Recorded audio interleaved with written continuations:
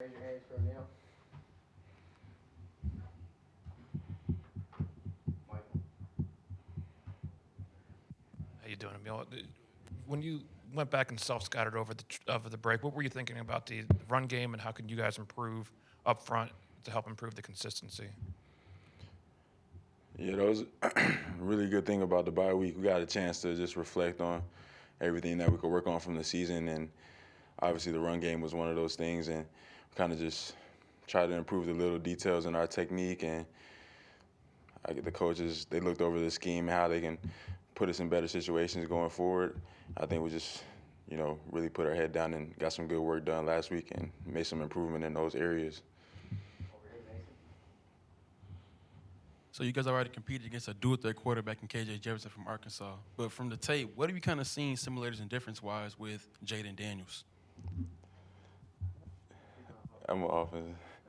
That's probably a defensive question. I got it's all good, but two great quarterbacks. That's all I can say.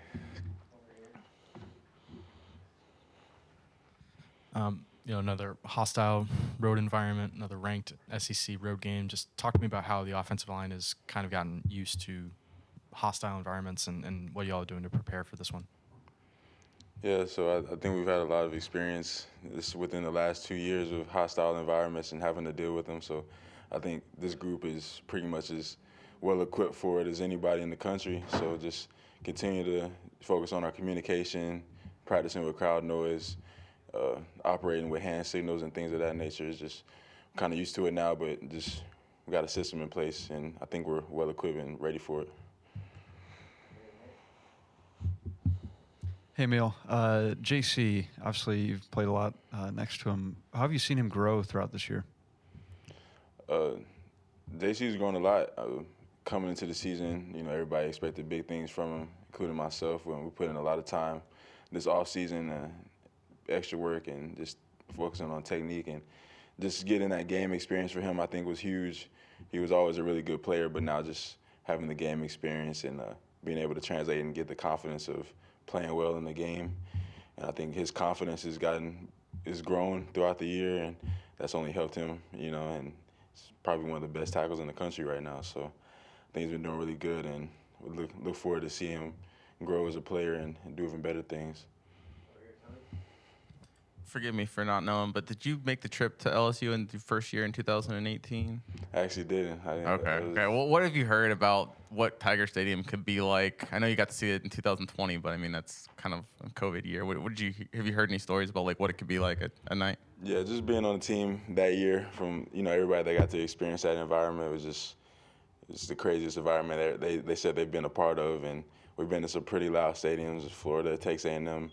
And that still ranks like at the top of everybody that experienced that game. So we're looking forward to the challenge and handling the crowd, but just focus on the preparation and make sure the crowd isn't a factor.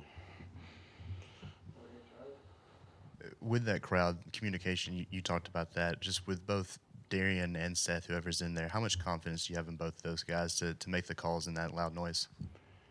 We got a lot of confidence in both of them just because they both played in loud environments before. Seth got the start versus Tennessee, pretty hostile environment.